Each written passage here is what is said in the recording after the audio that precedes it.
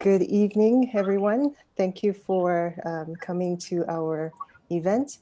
I'd like to welcome you and say thank you for taking the time from your class to join us this evening. Mr. Williams will introduce himself in a few minutes, but before I turn over to him, I just want to remind us, I'm sure we're all very familiar with Zoom by now, but if you look at the bottom of your screen, you'll see there's a chat option and there's also a Q&A option. If you've got any questions, please put them in the Q&A section and Mr. Williams will answer questions at the end of his presentation. If you put anything in the chat, it will probably go to the panelists and all the other attendees as well. I see one person seems to have their hand raised. Maria, can you maybe unmute that person? Let's see if they've got a question before we get started.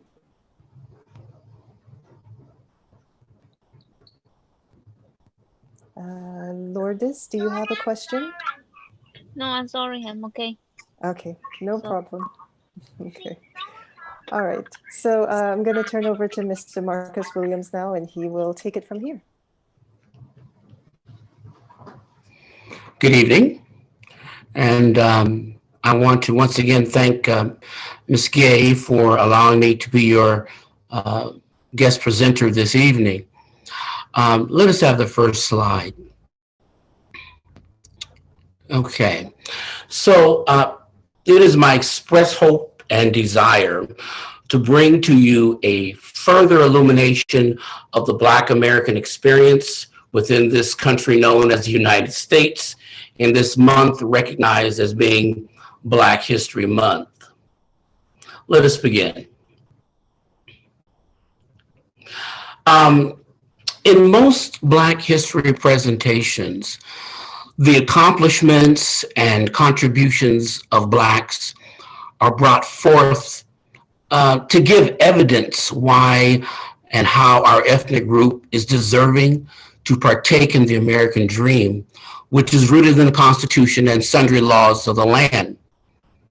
But today, I have chosen to offer you a different perspective as to why the aforementioned path of qualifying to be full participants in the American dream has been in many cases thwarted, denied, and even crushed, causing the attainment of this dream to be difficult.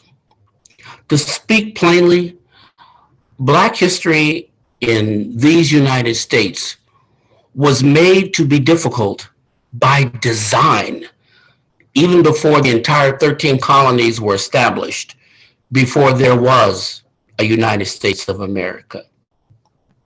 Continue. First, let us review some definitions that will help us have a clear understanding of some of the processes that will help you connect some of the historical dots. Suppression, to put down by authority or force. Indentured, forced to work by contract. Slavery, condition in which one human being is owned by another, an existence created by law that a human being is property or chattel and is deprived of most of the rights held by free persons.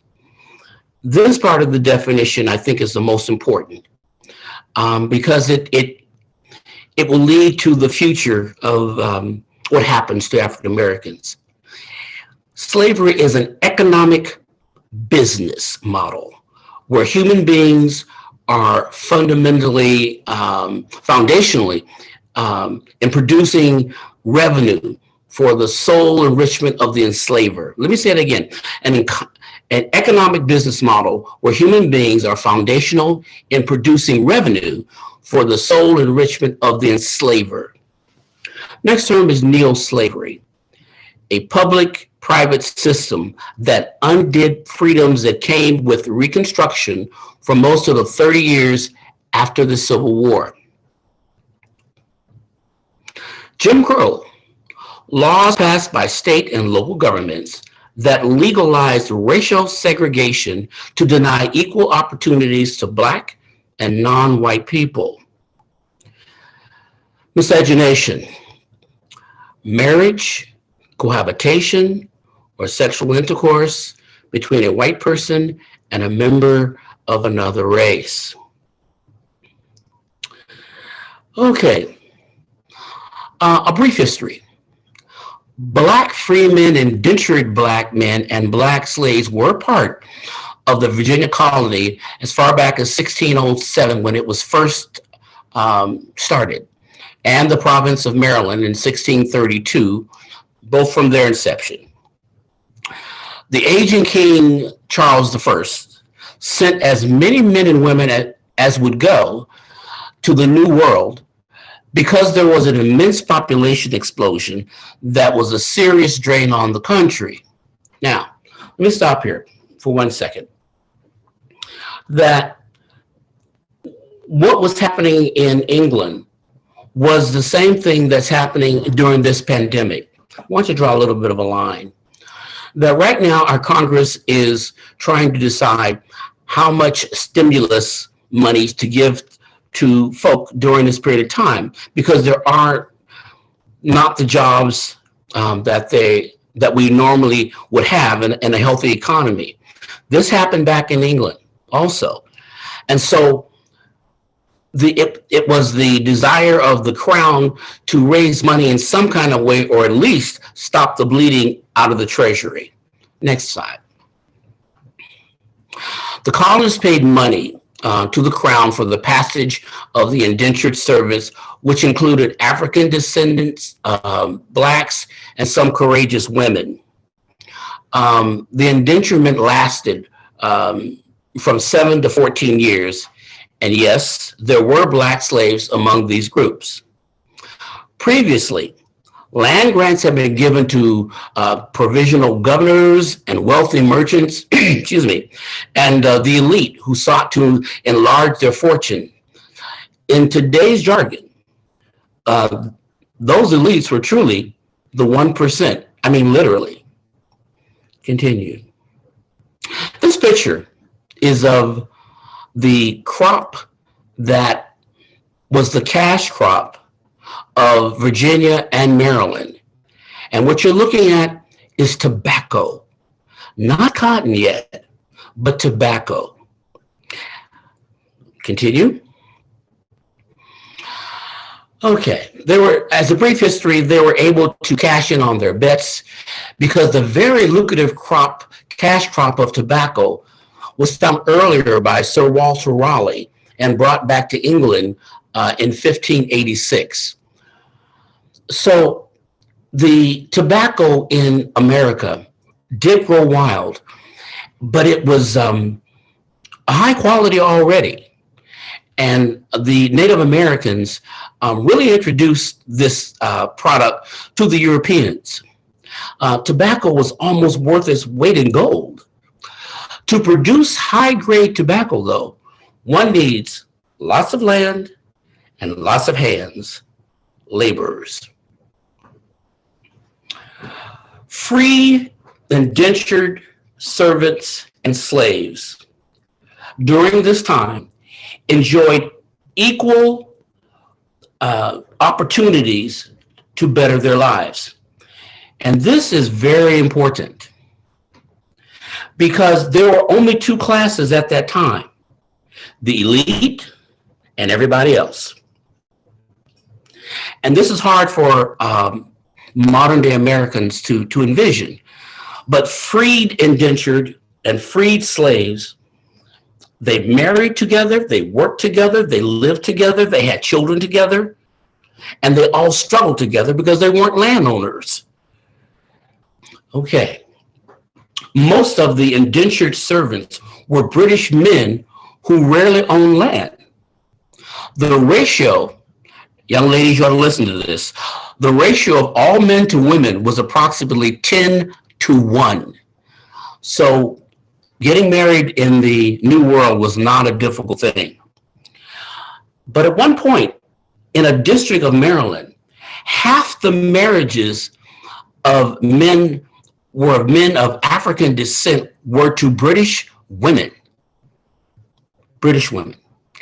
And let me just say here that the common people did not have a problem with this at all. The people who had a problem with it was the 1%, the elites. Next slide. Indentured servants would work long hours for little pay and with little hope to buy land of their own. Life in the colonies was hard. Deadly skirmishes with the local displaced Native American Indian tribes was also a never-ending concern. Continue. It is at this point that the die would be cast that colored the fate and uphill fight leading to Black suppression. It is known as Bacon's Rebellion. Both Virginia and Maryland were ruled by the British Crown, and taxes were very high. As indentured servants began to dwindle, landowners used unscrupulous methods to retain their labor. Nathaniel Bacon, who was 29 years old at the time, by the way, was a rich, disgruntled landowner, and Sir William Berkeley was the governor of Virginia. They vehemently disagreed over the priorities of governance within the colony.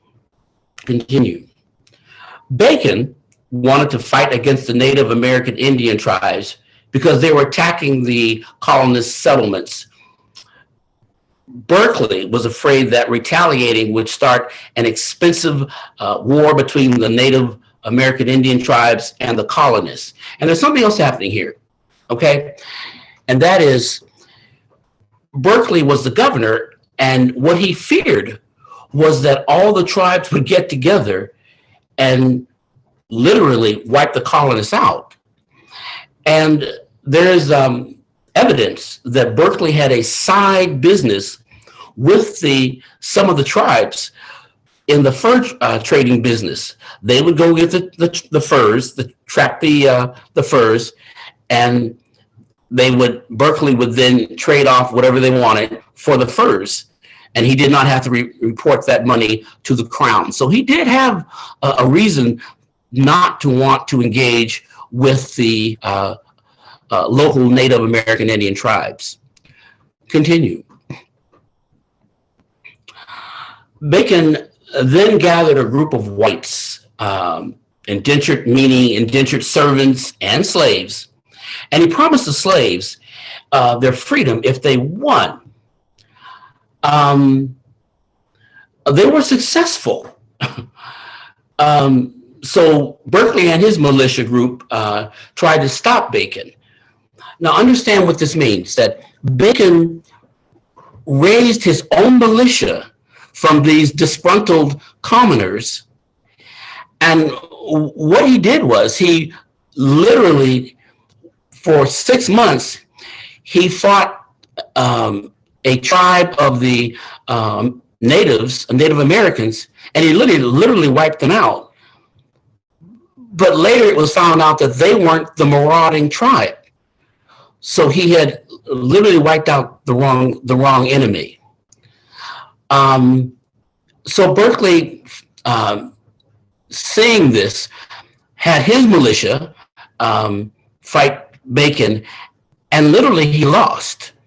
Bacon and his group were once more successful, and they burned the capital of Virginia, Jamestown, to the ground. Continue. Bacon was wounded and died of his wounds, and the rebellion fell apart. Many people believe the fear of Bacon's group that was made up of different racial groups caused the landholding elite to stop using indentured servants and rely more heavily on Black slaves. Next. Here's the lesson learned from Bacon's Rebellion. A unified labor force equaled trouble. They were formidable. They all had the same common interest. So the Virginia lawmakers decided to adopt a divide and conquer form of governing. White people suddenly became a phenomenon. Laws were passed that said people of African descent were forever to be slaves. Anti-miscegenation laws were passed. Marriage between a white person and a non-white person was prohibited and punishable. Now, let me stop here and say this.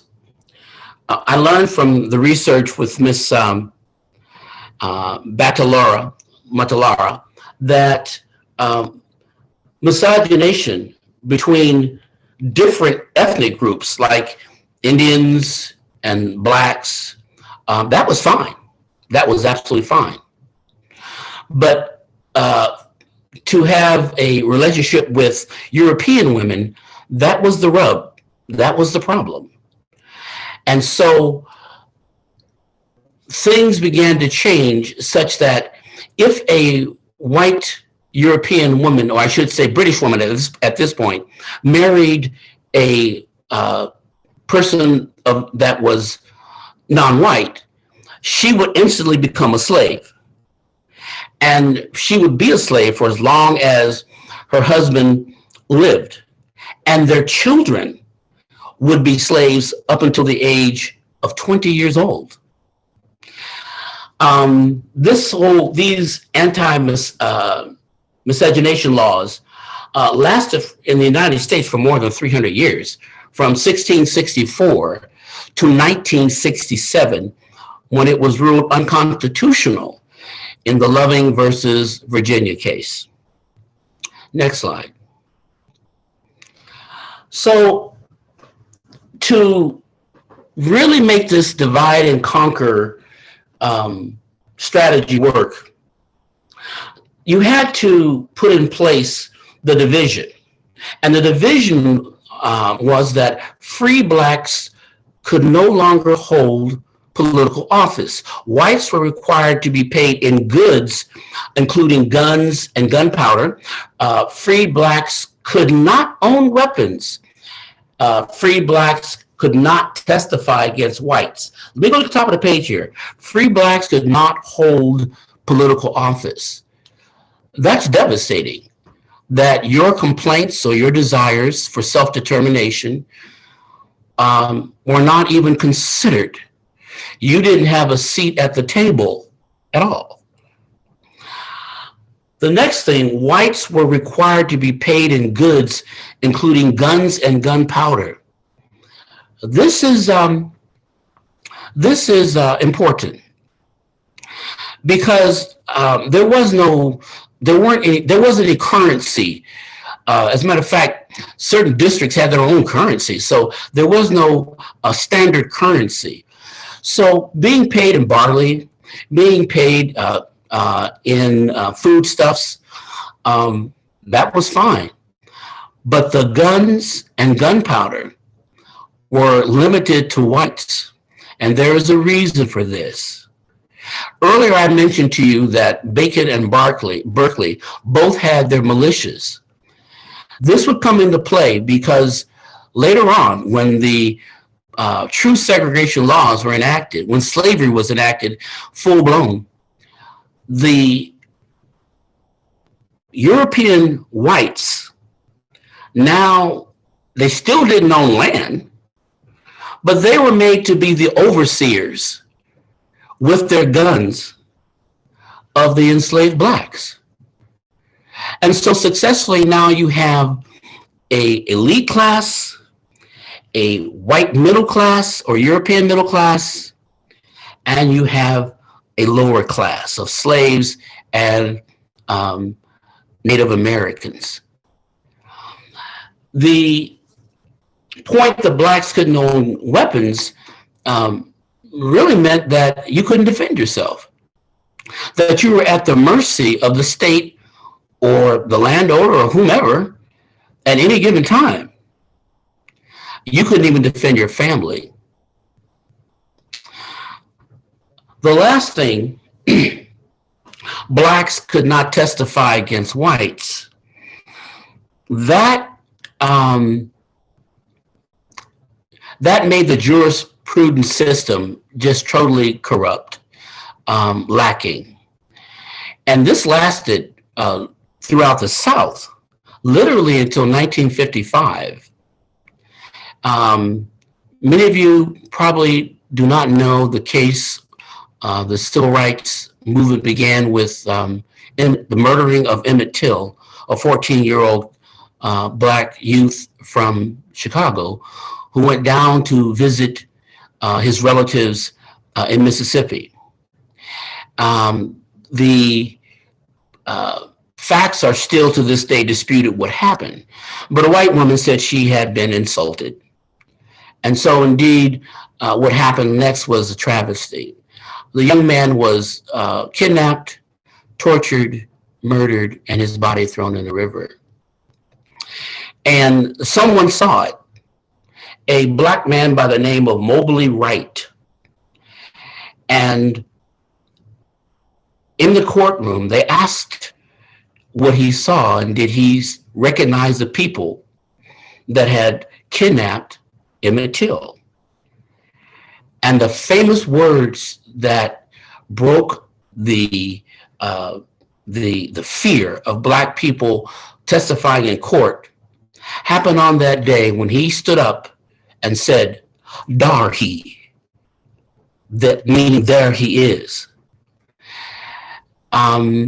This was powerful.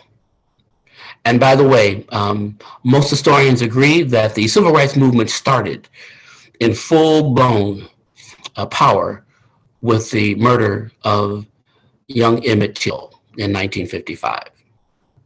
Next slide. In spite of these oppressive practices in the South, many black slaves rose up and made their way to the North and to freedom. Next slide. Henry Box Brown ingeniously just mailed himself up to the North in a box. He recognized Frederick Douglass, and he escaped and became one of the greatest abolitionists and orators that the world has ever seen. Next slide. Robert Smalls and Harriet Jacobs. Robert Smalls was truly a gangster, and I'll say gangster in the sense that he was a slave. Very smart though, smooth operator. When he trained as an assistant pilot on the steamship, and what he did was during the Civil War, he just put on his cap and acted like he was the pilot, and he took a steamship full of cargo and other brother slaves and took the steamship and delivered to the Union forces. He later on established the Republican Party in North Carolina, and he served in the legislature. Harriet Jacobs was a writer, but what she's most noted for was outwitting her landowner, her slave owner, who tried to molest her constantly, and she rebuffed him and was successful and went on to have a career in writing. Next. William and Ellen Craft, truly ingenious. They were married, I believe it was in Maryland, don't hold me to that. And they were in love. She was white, he was black. And so they devised a plan where she would dress up like a man that was disabled, and her face was covered and bandaged, and he was to have been her slave, her attendant. And they got on a train, and they rode that train all the way to Canada, where they lived the rest of their lives. Next. The Civil War broke the capitalist model of slavery, but the model of self-control and white privilege was not to be surrendered. A brief period of self-determination, referred to as the Reconstruction period, lasted from 1865 to 1877 and allowed blacks and some poor whites to be elected to local, state, and even congressional houses of Congress. The only true success to arise from the Reconstruction period were the passages of the 14th and 15th Amendment to the Constitution of the United States, granting citizenship to blacks and voting rights. Continue. And this is a picture of some of those men. I'll give you a second to just kind of look at them. They were in the U.S. Congress. I wouldn't swear to it, but that's about the same number we have today. I believe we have more women now, but of congressmen in Congress. Continue, please.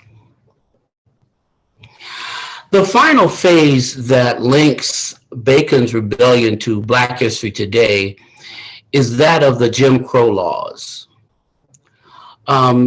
Duly elected local governments were often overturned and officials run out of town or murdered as the Northern Union soldiers were withdrawn from the South.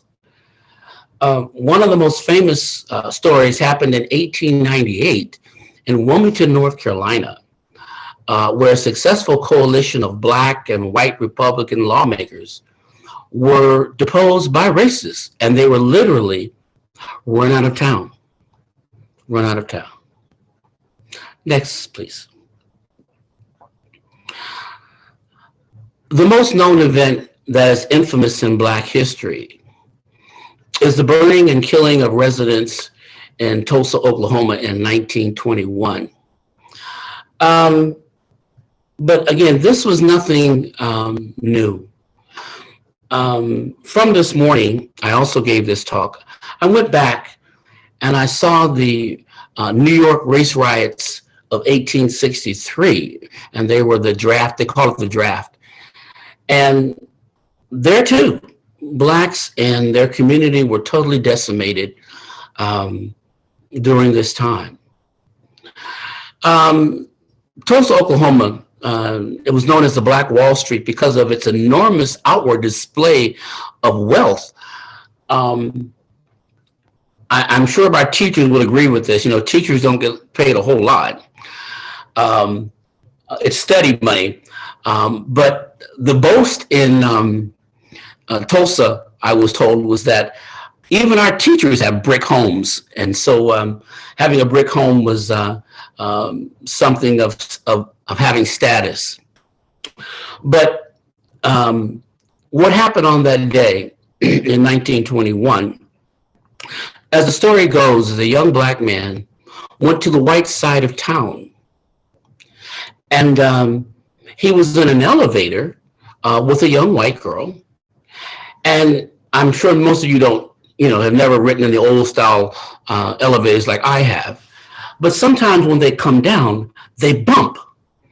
And this happened, and the young man accidentally bumped into this young white girl. And she kind of went, oh! And it was innocent. But some white gentleman said, did that Black boy, did he insult you? Did he try to do something? And before long, the rumor had it that a white woman had been accosted by a young Black man in their side of town. And so they commenced to destroying the entire town. They murdered people. Firebombs were dropped from airplanes and hundreds were murdered. The entire town was decimated and destroyed. This was not acknowledged in Oklahoma's history records until 1996. Next slide. So they lost 600 businesses, 21 churches, 21 restaurants, 30 grocery stores, 2 movie theaters, 6 private airplanes, a hospital, a bank, and they had their own school system. The schools were burned. Next slide.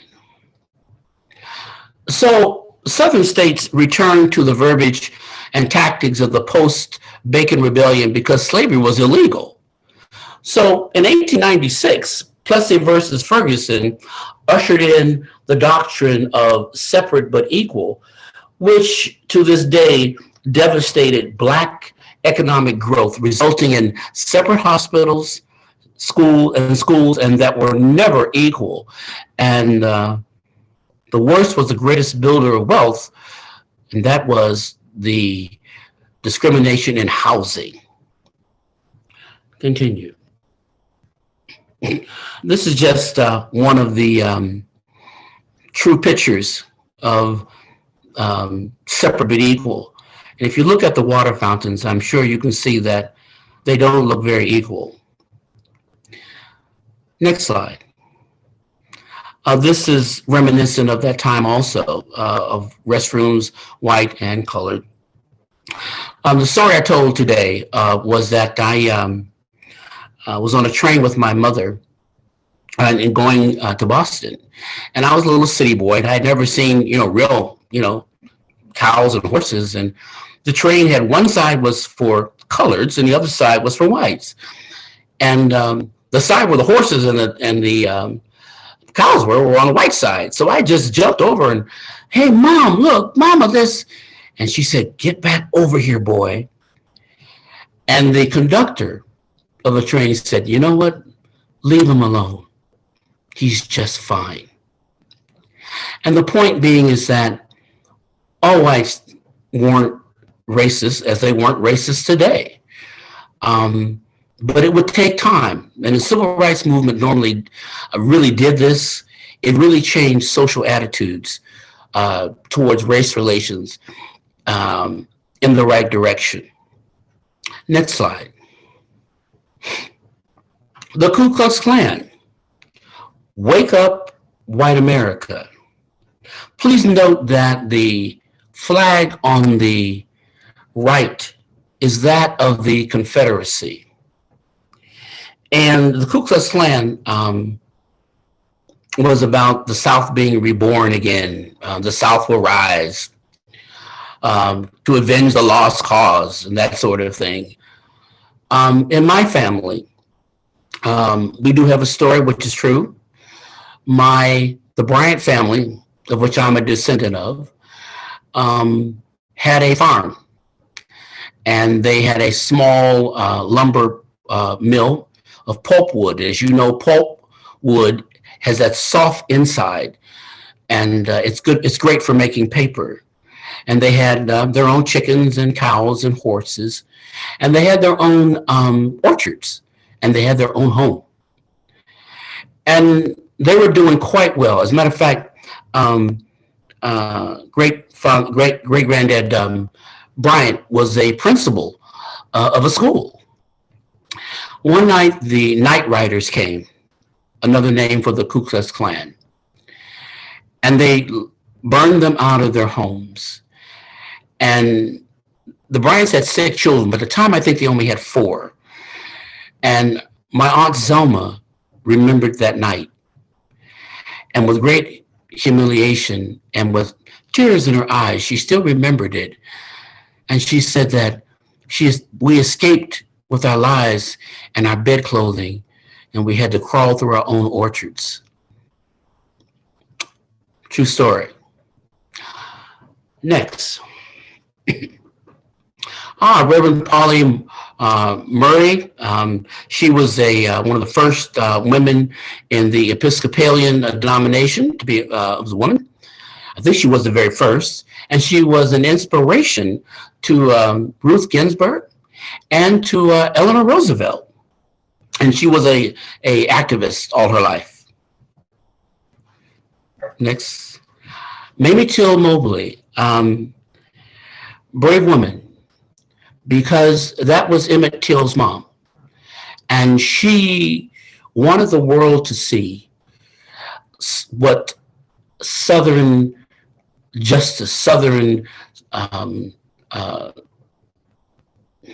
murder was about. And so she had an open casket, and she showed the world the brutality of what her son had suffered. And again, as I mentioned earlier, this was truly the beginning of the civil rights struggle for change in this country. Continue. Claudette Colvin. Many of you think that Rosa Parks was the first person to refuse to give up her seat. 15-year-old Claudette Colvin was the first, and she was arrested. It didn't make national news, but it gave the civil rights folks an idea on how to, with the Montgomery bus boycott, what to do. She later became an activist and also a very influential writer. Coretta Scott King, very powerful in her own right. She was the wind beneath the wings of Martin Luther King Jr. And most folks don't know that she also sang. And she gave concerts in various churches and venues to raise money for the civil rights cause. And my church, Friendship Pasadena, here in Pasadena, California, we, excuse me, we have a picture of Coretta Scott King in full regalia, looking gorgeous, in a concert that she had at Friendship Baptist Church on our Wall of Honor. Next slide. Now, whereas, and this I want you to pay special attention to, please, because this basically sums up why the suppression has been so successful in the Black community.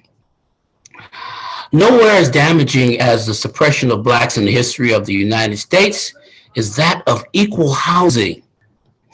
In his book, The Color of Law, Richard Rothstein states that the #1 source of intergenerational wealth is still home ownership. From 1930 well into 1960, the federal government enacted policies to actively encourage white families to own homes while discouraging Black families. Continue. In 1934, the Federal Housing Administration created a system to determine which neighborhoods were deemed too risky to invest in, and therefore they were redlined, meaning banks were not to invest in them. After World War II, new suburban housing sprung up all over America. One of the largest was in New York, but for whites only. So Blacks couldn't move into white neighborhoods and couldn't get loans in their own neighborhoods. Separate but equal? Until 1950, the National Realtors Code of Ethics, the reasoning was incompatible racial groups should not be permitted to live in the same communities. Divide and conquer? By the way, I wasn't able to mention this the first time, but if a realtor did sell a house in a white neighborhood to a Black family or a non-white family, his real estate license would be forfeited. Finally, the GI Bill has been recognized by most economists to be one of the greatest enhancers for the white middle class. Here are examples of how it was distributed in New York and New Jersey and Mississippi after World War II. In New Jersey and in New York, 67,000 new mortgages were given or financed to returning soldiers. Less than 100 were given to non-white soldiers. In Mississippi in 1947, 3,200 new mortgages were given out. Only 2 went to blacks.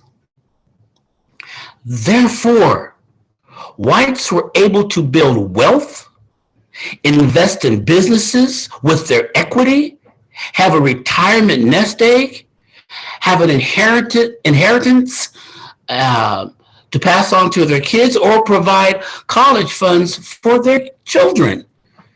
Wealth suppression and economic control by design. Continue. The legacy of suppression started by the capitalist elite is well documented. My sincere hope is that this research changes the narrative on how and why Black history evolved how it has in America. What bothers me most as an African American are the self-serving statements from whites and others how their ancestors made it in America. It truly rings hollow when the facts of Blacks in America are known. Finally, Blacks have come to realize that education truly is the key to self-determination. Unfortunately, stubborn social attitudes and public policies are also needed to help Blacks or other socially economic challenged groups to be successful and truly enjoy all that the Constitution and America has promised. And I'm going to leave you on an up note. That is happening. We are seeing it happen.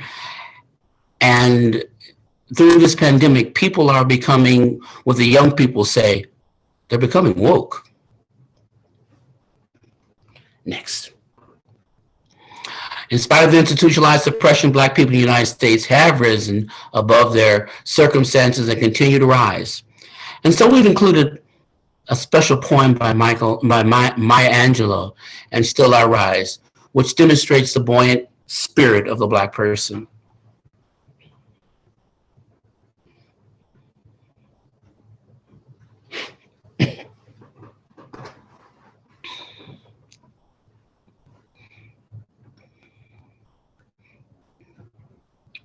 You may write me down in history with your bitter, twisted lies.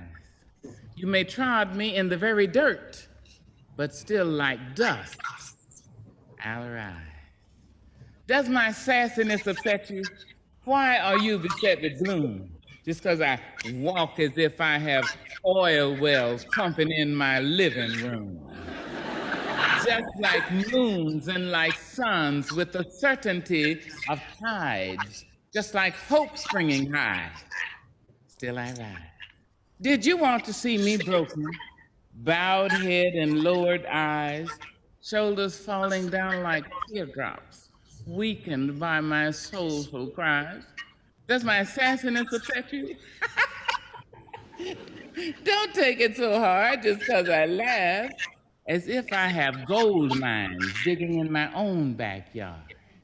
You can shoot me with your words, you can cut me with your lies, you can kill me with your hatefulness, but just like life, all right. Does my sexiness offend you? Oh. Does it come as a surprise that I dance? As if I have diamonds at the meeting of my thighs. Out of the huts of history's shame I rise. Up from a past rooted in pain, I rise. A black ocean leaping and wide, welling and swelling and bearing in the tide. Leaving behind nights of terror and fear, I rise. Into a daybreak miraculously clear, I rise. Bringing the gifts that my ancestors gave. I am the hope and the dream of the slave. And so, wow. There I go.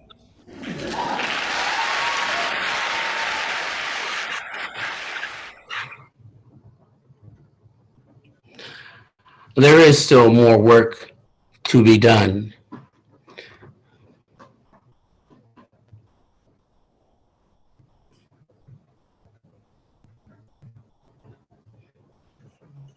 Thank you so very much, Mr. Williams. We really appreciated and enjoyed your presentation. At this time, if there are any questions or comments, we can take those. Just raise your hand. We can unmute your mic.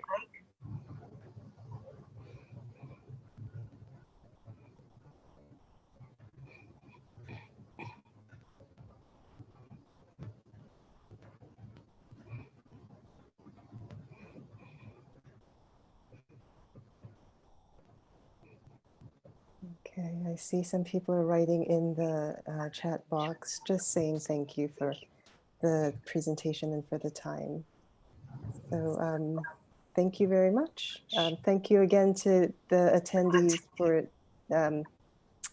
taking the time to be here with us and to listen to this important information. In a way, it's probably a little bit of a retelling of history. I'm sure you probably, I know I heard some things that I did not learn in school. So I hope that it was informative and maybe it spurs you on to go and do some of your own research. Yes. I know that would be Mr. Williams' hope. Yes. Yes. Yes. Yeah. Yes. So. And I want to thank you again in closing for Mayor Costa College to inviting me. And I want to thank you personally, Ms. Gay. Thank you very much.